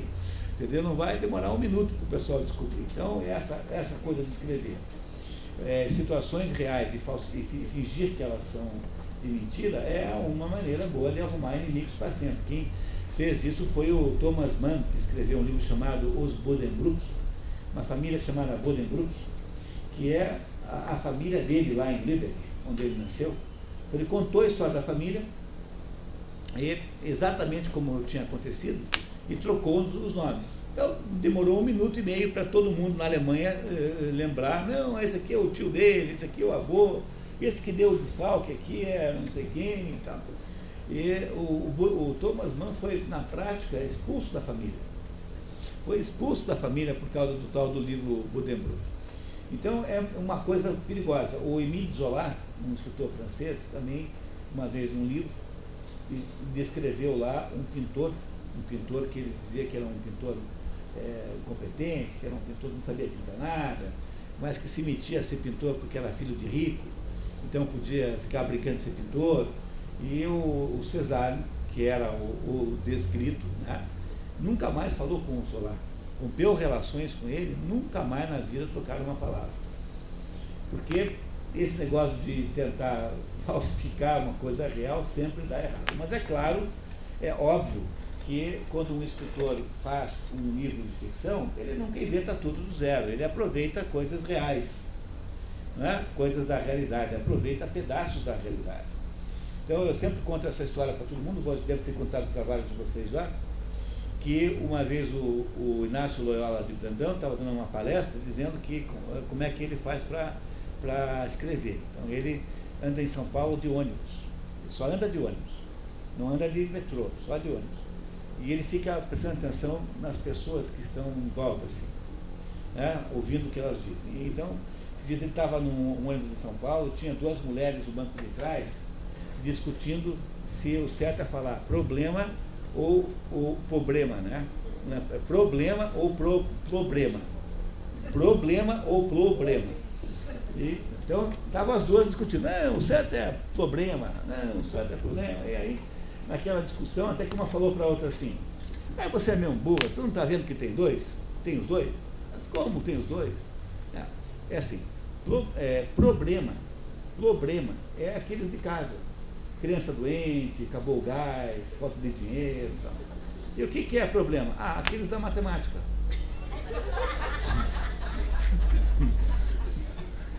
Entendeu? Não é uma história deliciosa essa? É uma história maravilhosa e deliciosa. Quer dizer, o escritor é o sujeito que tem a capacidade de juntar histórias quebradas e fazer uma história original, não é? Mas é importante entender que mesmo que você conclua que a ficção, né, a ficção vem de um conjunto de coisas que é montada, mesmo assim, a ficção tem uma verdade intrínseca. O Mário Vargas Llosa, que é esse escritor peruano importantíssimo, escreveu um livro chamado A Verdade das Mentiras, dizendo com esse livro que tudo aquilo que está num romance é mentira, mas é verdade. Entendeu? Porque é mentira porque aquelas pessoas não existiram. Por exemplo, o Bentinho e a Capitu nunca existiram. Então, a polêmica sobre quem traiu quem, se ela traiu ou não o marido, é uma polêmica ociosa em última análise, porque nenhum dos dois existiram. É igual você ficar discutindo se o Pato Donald é inimigo do Tico e Teco, né? É uma polêmica ociosa, essas pessoas não existem. No entanto, a história que é contada pelo Machado de Assis, a história que eles vivem, aquela situação que é vivida no romance, é uma situação que acontece todo dia com um monte de gente. Então, embora seja mentira, sob o ponto de vista daquelas pessoas ali, na prática, na realidade do assunto é verdade, entendeu? É a verdade das mentiras. Os grandes romances são tão verdadeiros, que a gente quase imagina que aquelas pessoas existem. E é por isso que, se você for capaz de ler os melhores romances do mundo, por isso que eu digo, em vez de ler a Sabrina e a Bianca, é melhor ler o Vermelho e o Negro, porque o Vermelho e o Negro conta uma história real, que é da pessoa ambiciosa, a Madame Bovary. Não é? Quer dizer, a Madame Bovary quem é? A Madame Bovary é uma mulher que está infeliz com o casamento, porque ela é uma mocinha do interior, e ela não quer morar no interior, ela tem uma vida com grandes ambições, ela quer uma vida glamurosa, quer frequentar os salões. É a Madame Bovary. Então, um dia, está lá, mora com o pai dela, que é um viúvo, né, já de idade, e um dia aparece um médico lá para tratar do pai dela que tinha quebrado a perna. Aí ela resolve seduzir o médico, que era um solteirão, assim, um sujeito meio já com uma certa idade, porque ela via naquele médico a chance de tirá-la lá da roça onde ela morava, não queria morar naquela roça. Morava lá com o pai, lá no lugar, lá escondido. Aí ela casa com o médico, que é o doutor Bovary, né? Bovary por casamento. E esse médico é o contrário do que ela sonha, porque ele é um sujeito bonachão, ele é um sujeito tranquilo, ele quer ficar cuidando de passarinho, não tem nenhuma ambição na vida. O negócio do médico é visitar os pacientes, voltar para casa, botar um chinelo, ficar cuidando da casa, ele não quer nada, ele é mais ou menos alguém que está feliz com aquela vida. E a Emma Bovary fica desesperada porque aquele homem está muito abaixo das expectativas que ela tem da vida. Isso não é uma situação real, concreta? Vocês, mulheres aqui, nunca sentiram que o seu marido, o seu namorado está abaixo das suas expectativas? Mas é claro que deve ter sentido o tempo todo. Coisa mais normal. Não é? A coisa mais normal do mundo é uma mulher se sentir assim. E a Emma Bovary, então, ela tem uma enorme dificuldade com aquilo. Então, um dia, o marido que tratou lá de um nobre, eles são convidados para uma festa num castelo lá de um duque, e ela chega naquela festa, aquelas carruagens, aqueles vestidos maravilhosos, aquelas lâmpadas, aquelas luzes, aquele champanhe, aqueles copos de cristal, era tudo que ela queria. Para tornar as coisas muito mais emocionantes, ela é tirada para dançar pelo dono da casa, então tem aquele momento de glória, dançando sozinha, né, uma valsa naqueles salões, e tudo que a Madame Bovary quer é aquela vida. E é tudo que o Charles Bovary é incapaz de dar para ela. Porque, de fato, ele trata-se quase assim de um sujeito, você possa imaginar assim, de mais anti-ambição. O homem mais acomodado e mais conformado com a vida não pode ter. E ela é a mulher mais ambiciosa que você possa imaginar. E, por causa desse contraste, eu não vou contar o resto da história, porque vocês vão acabar lendo o livro. Né? Tenho a impressão que vai esgotar Madame Bovary em Paranavaí hoje nas livrarias. Né? Muito bem. Então, a Madame, eu só preciso alertá-los que essa história acaba muito mal. Né? Tá? A história acaba muito, muito, muito mal. E ela, então, está com o seu coração dividido entre um desprezo que ela tem e uma desconsideração que ela tem para com a situação real que ela vive e um desejo quase descontrolado de ter uma vida que ela não tem. O que este livro nos conta nos ajuda a entender essas situações que todo mundo vive, real, que todo mundo vive, de estar nesta tensão entre aquilo que você é e que você não quer, e entre aquilo que você quer ser, mas você não tem. Essa tensão natural da vida é uma das coisas mais comuns, e se alguém aqui nunca se sentiu assim, tem algum problema com você. Tá? Se você nunca se sentiu assim, você está sofrendo de uma doença gravíssima, que é a falta de sinceridade com você mesmo. Porque mentir para mim que você não se sentiu assim é normal, né? Não tem importância nenhuma, mas mentir para você não deve. A gente tem, às vezes, recessões contra os nossos pais dessa natureza, contra o nosso emprego dessa natureza, contra o nosso cônjuge, né? Marido ou mulher dessa natureza. A gente vive com vivendo situações assim. Quer dizer, a Madame Bovary existiu? Não. O Charles Bovary existiu? Não.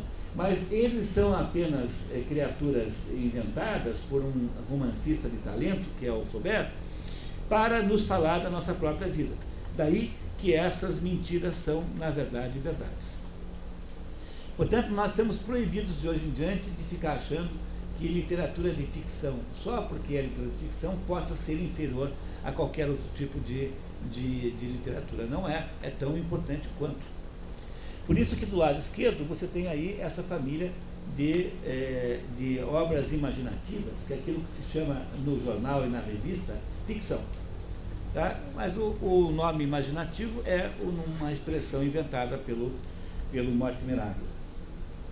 Imaginativo é a ficção. A ficção divide-se basicamente em 3 tipos de ficção. A primeira é a prosa. A prosa é esse texto contínuo, né? É a narração. O segundo é o teatro. E o terceiro é o verso, ou poesia, como quiser chamar. São os 3 itens centrais nisso. É claro que na prática essas coisas às vezes vêm misturadas. Você pega, por exemplo, esses dias eu estive apresentando lá no Curitiba o Fausto de Goethe. O Fausto é uma peça que é rimada, portanto tem verso, e tem momentos que não tem verso, que é narrativa. Então, na prática, há sempre fórmulas que são misturadas, né? Mas isso não quer dizer que não tenha sentido a gente falar dos 3 modos, porque, no fundo, nós não podemos confundir coisas acidentais com coisas essenciais.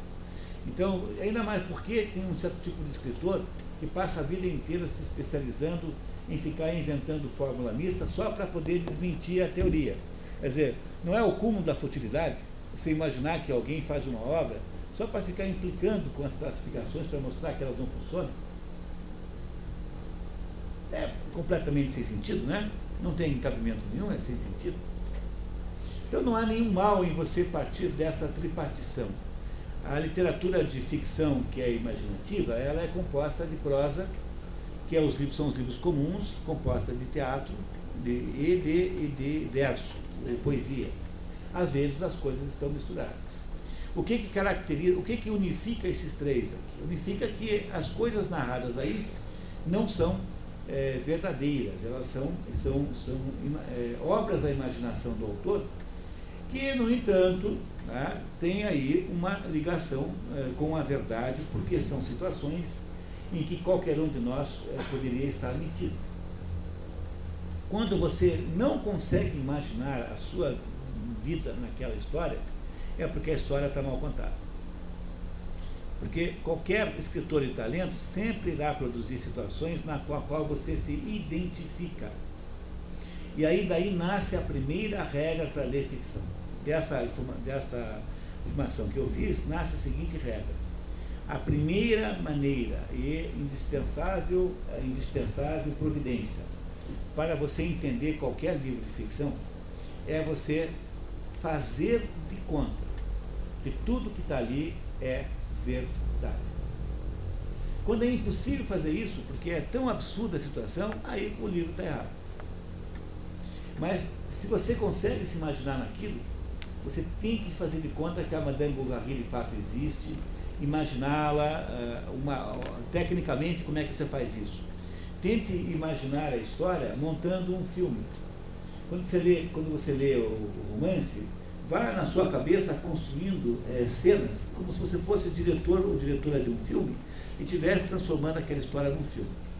E faça de conta que a Madame Bovary de verdade existe, que o Ulisses existe, que o Dr. Fausto de fato existiu, que a Capitu e o Bentinho estão enterrados no cemitério São João Batista, no Rio de Janeiro, entenderam? Que o vampiro de Curitiba mora na esquina da rua Guadinho do Amaral com a rua Amintas e Barros.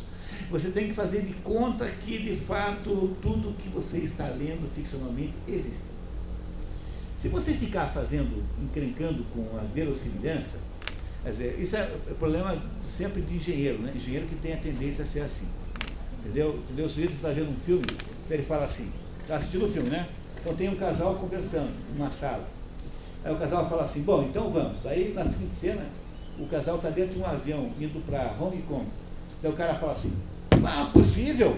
Há 30 segundos eles estavam ali na sala e agora eles estão no avião para Hong Kong? Mas como é que pode uma coisa dessa?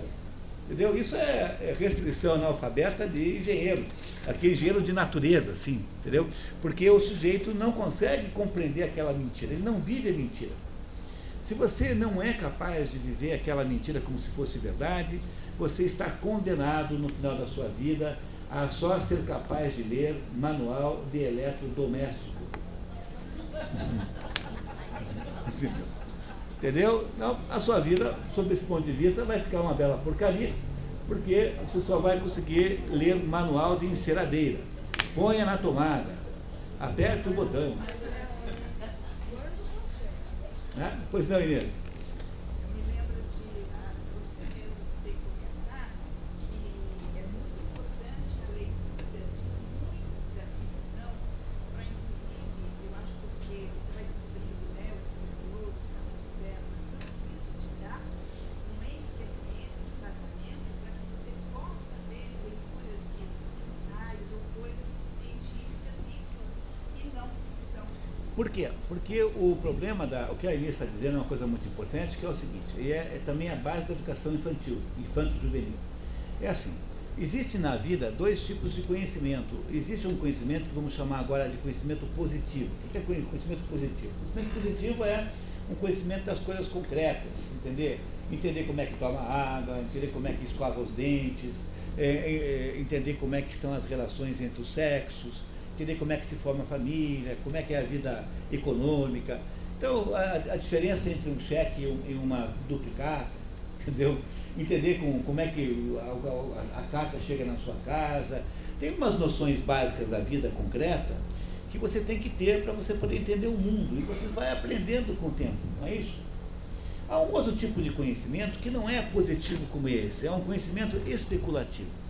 Quando você se mete a fazer uma tese, um trabalho de mestrado, um trabalho de doutorado, uma pesquisa científica, então você está se metendo num mundo de conjecturas. Por exemplo, você está querendo imaginar o seguinte, será que existe alguma ligação entre o tipo de colonização do Paraná e o tipo de agricultura que nós fazemos aqui? Vou dar apenas um exemplo que me apareceu na cabeça, assim, nem é o melhor, seguramente.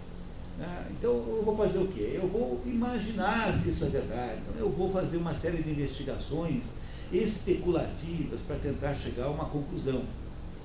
Mas para você poder fazer isso com competência, porque veja que coisa ousada que é fazer isso, né? Você tentar buscar um ingrediente do mundo concreto, entendê-lo.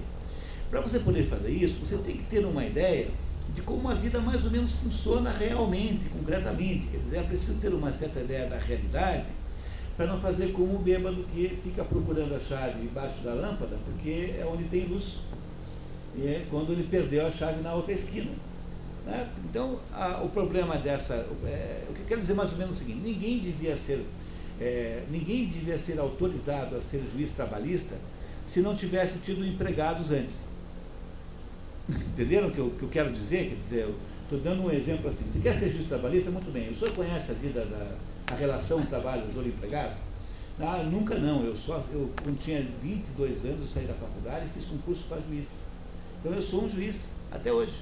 Ah, então, o senhor não tem ideia de como é que é ter empregado em casa. Não. Então, o senhor não pode ser juiz trabalhista. Porque como é que você vai botar alguém para lidar com assuntos de natureza axiológica, de valor, se o sujeito não tem a menor ideia de como é a vida real de uma ligação entre patrão e empregado?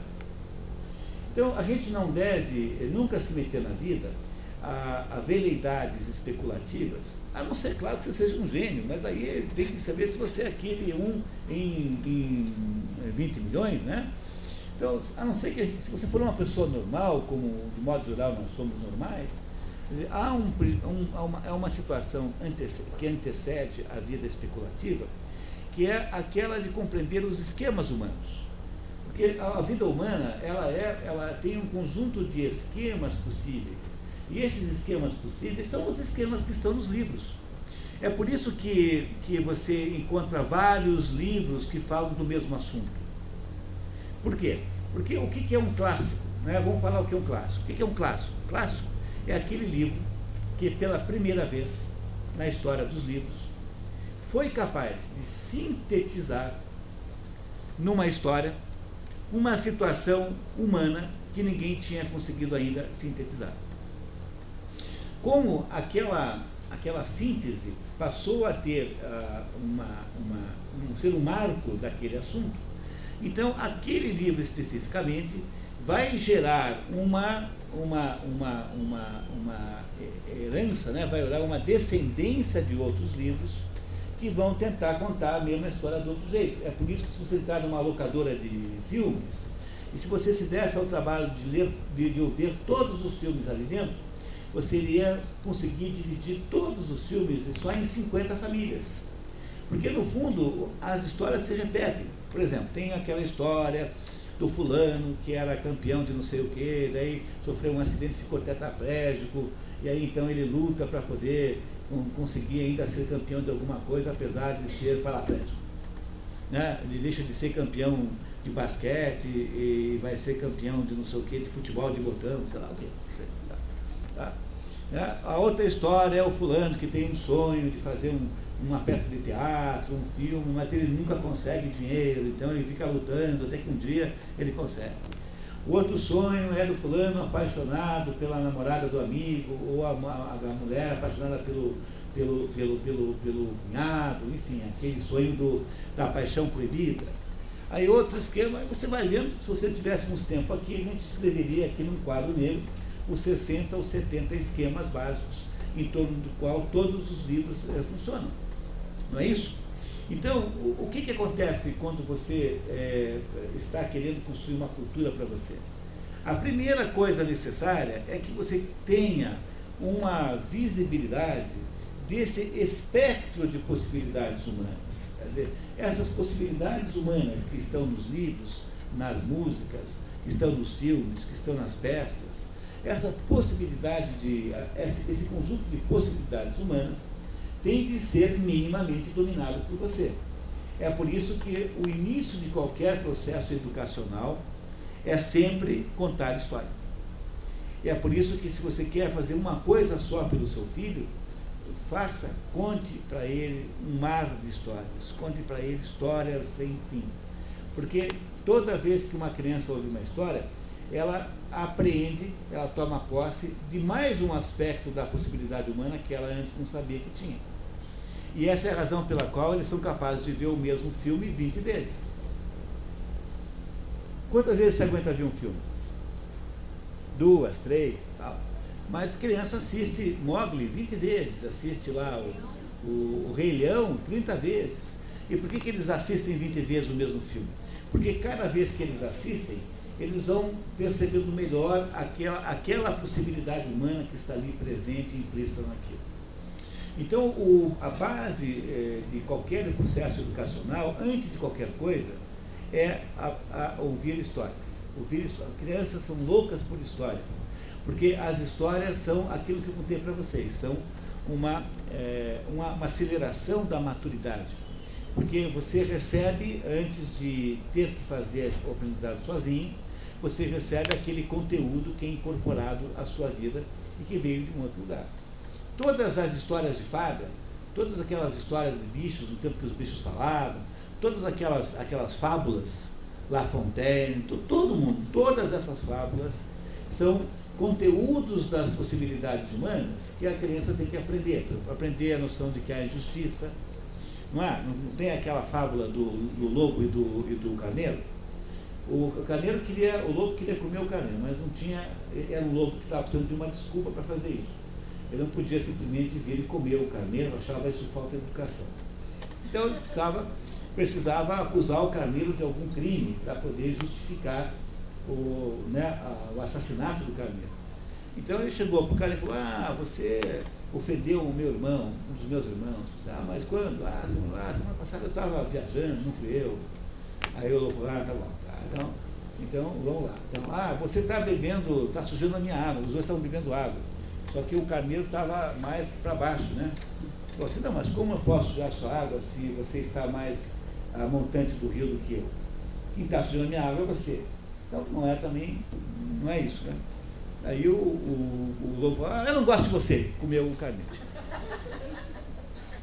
Quer dizer, qual é o sentido de uma história como essa? É você explicar para uma criança pequena que um fato da vida é a injustiça. E que você pode se dar muito mal, mesmo tendo toda a razão. E que não será porque você tem razão que você não vai ser comido pelo lobo. Isso não é uma possibilidade real humana? Quantas vezes na sua vida você não foi injustiçado? Qualquer pessoa foi injustiçado muitas vezes.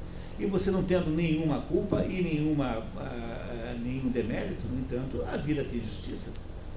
E como é que você faz para explicar isso para uma criança? Não adianta você mandar ler um tratado das virtudes e vícios humanos. Entendeu?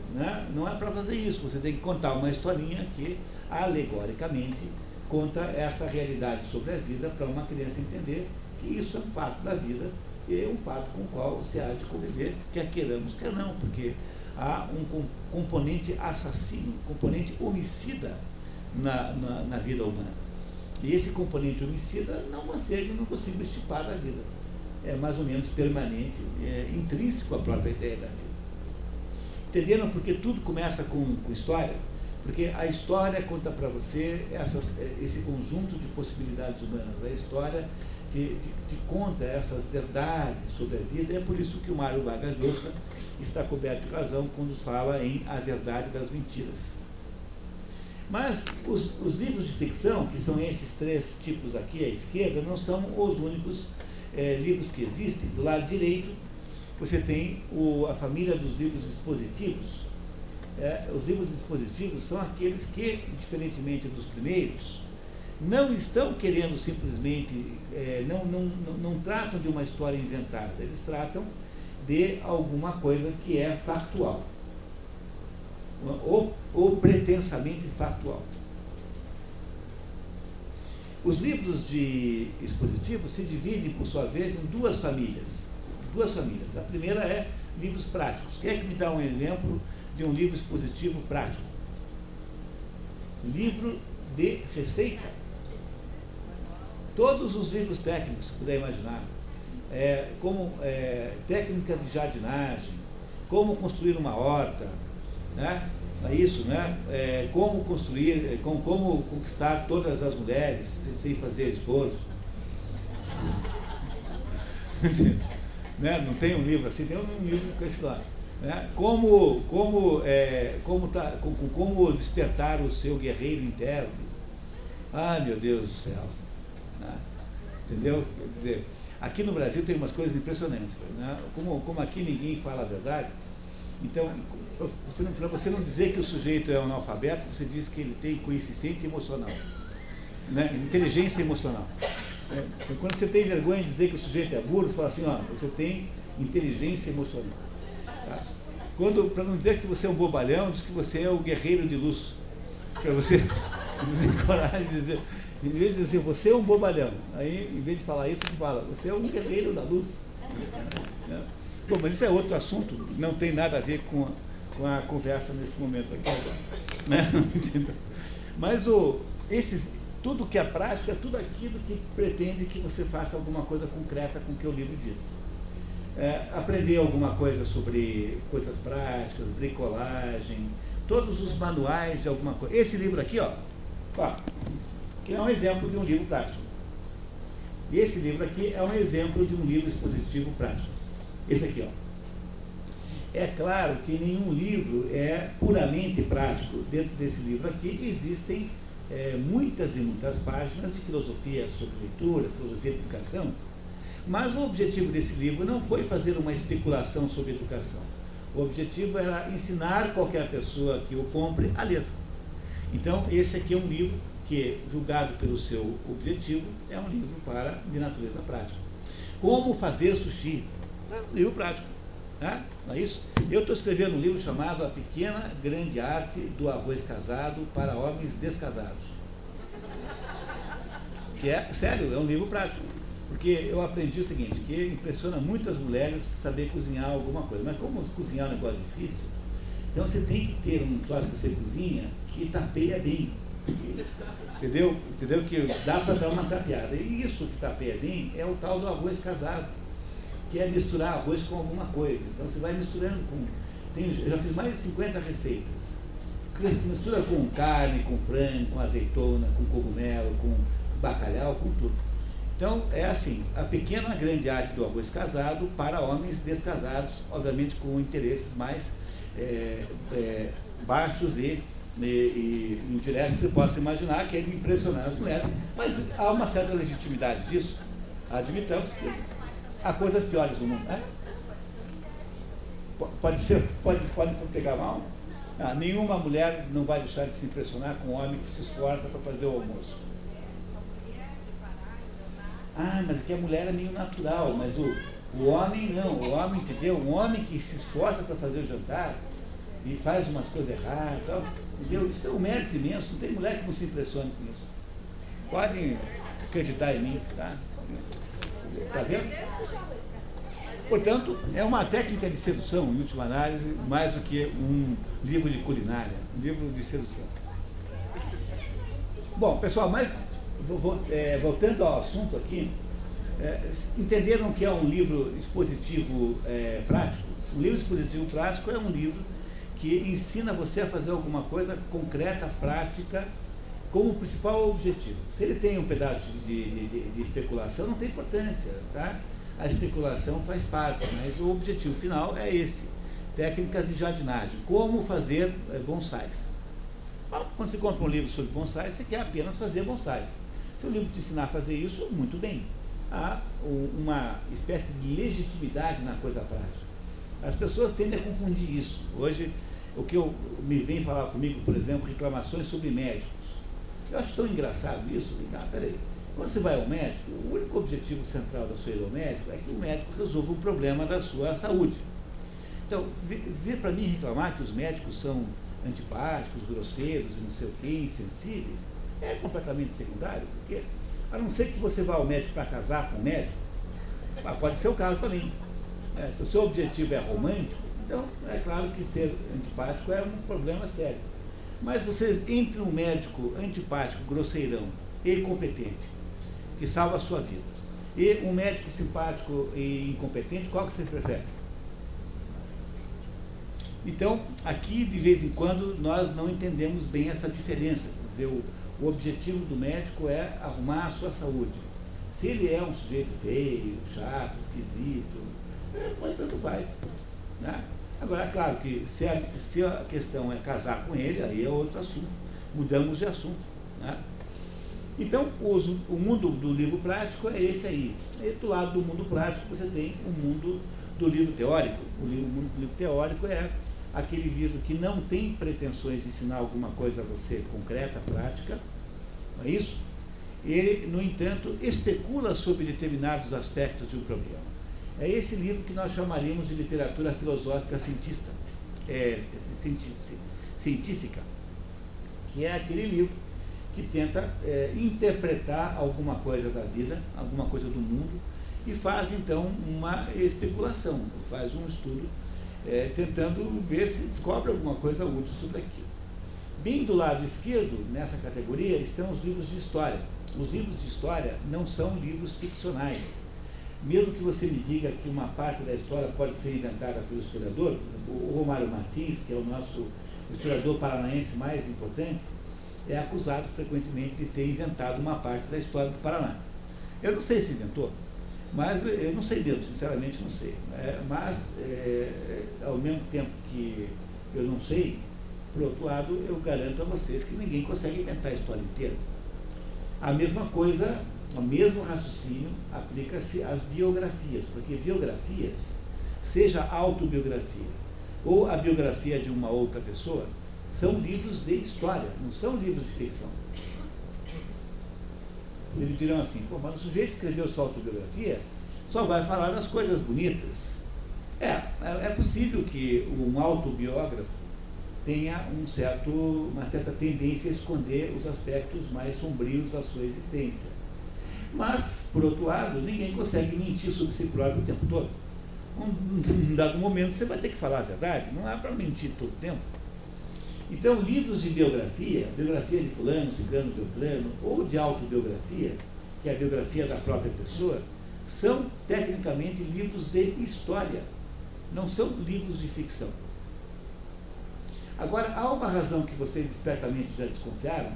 Por que os livros de história são os que estão mais à esquerda dessa categoria aqui de livros teóricos? Porque, de certo modo, os livros de história se parecem um pouquinho com livros de ficção. Porque há a narração de um conjunto de acontecimentos que se dá no tempo. Então, como os livros de história também tendem a fazer uma narração, há um certo parentesco formal, apenas na forma, não no conteúdo, entre os livros de história, que são pretensamente livros científicos, e são feitos para narrar com a maior objetividade como as coisas de fato aconteceram, e os livros de ficção, em que o autor aí tem total liberdade de inventar o que quiser. É por essa razão que na distribuição aqui há uma proximidade entre os livros de história e os livros o verso. Tá? E aí você tem, em seguida, na segunda categoria, os livros chamados livros de ciência, que são todos aqueles que estabelecem teses e procuram comprovar determinadas teses sobre determinado assunto. Esse é aquele, digamos, aquilo que nós chamaríamos do trabalho acadêmico por excelência.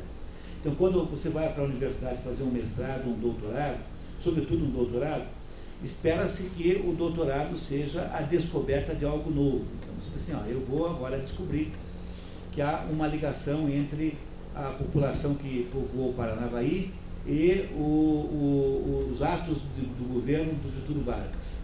A ligação que há entre atos governamentais de Getúlio Vargas e atos de povoação de Paranavaí. Eu tenho que provar isso, eu estou estabelecendo como uma hipótese. Depois de 2, 3 anos de esforço, eu vou apresentar o trabalho e vou dizer, olha, por causa disso, considerando isso, então, de fato, há uma ligação. Foi tal lei, tal ato administrativo que fez com que começasse a imigração para Paranavaí. Eu não estou dizendo que tem, tá, pessoal? Estou só aqui pensando alto, tá? Dando apenas exemplos. É o primeiro exemplo que apareceu na minha cabeça. Um livro de ciência é um livro, portanto, que não inventa nada, é um livro que fala de alguma coisa concreta, real e objetiva, e que é do grupo de obras expositivas. Ao lado da ciência, você tem os livros de filosofia.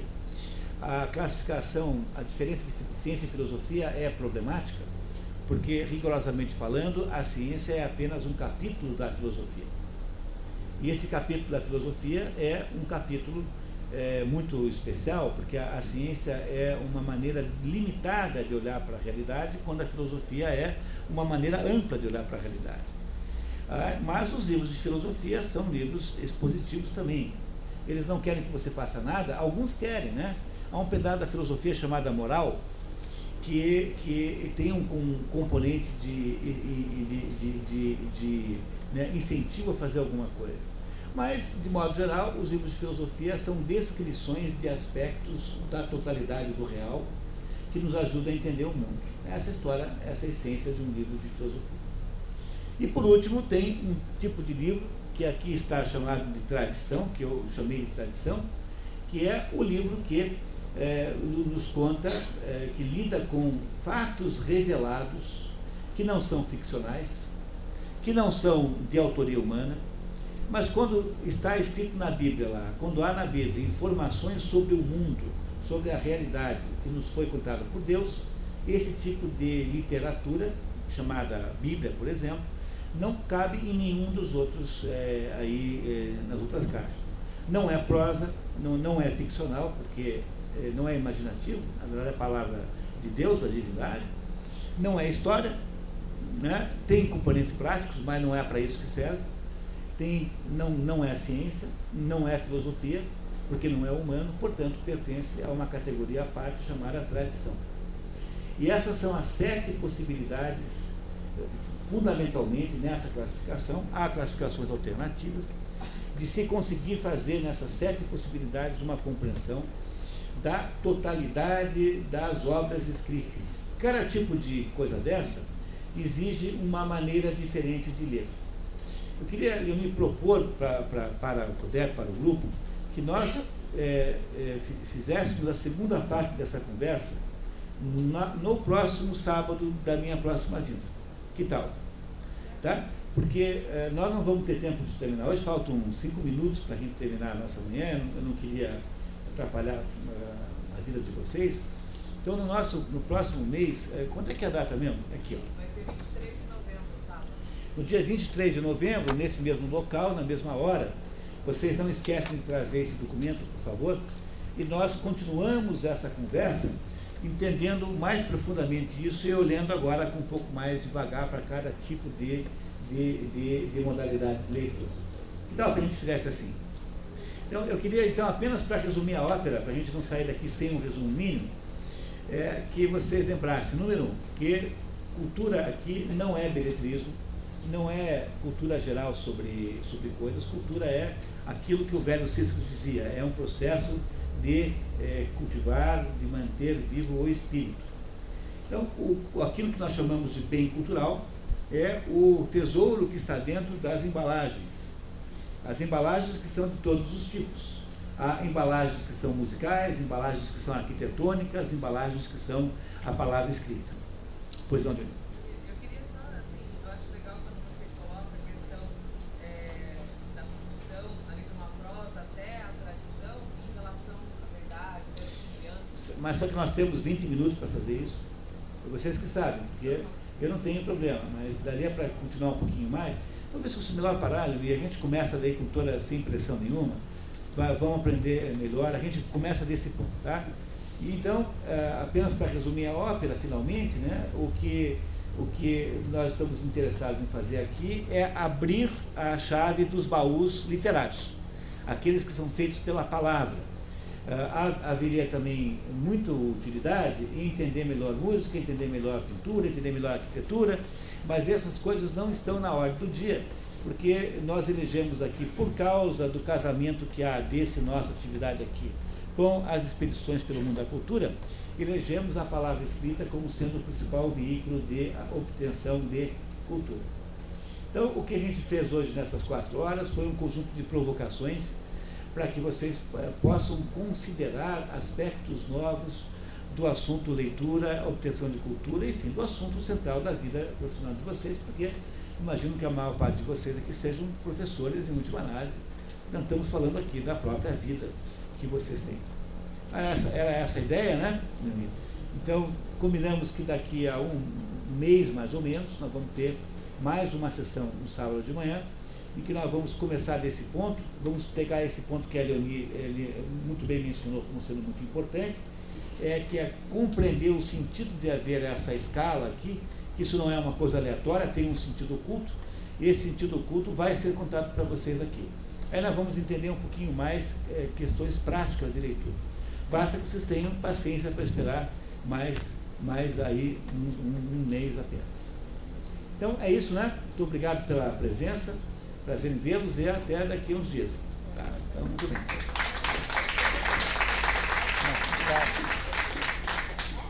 Vocês são muito simpáticos.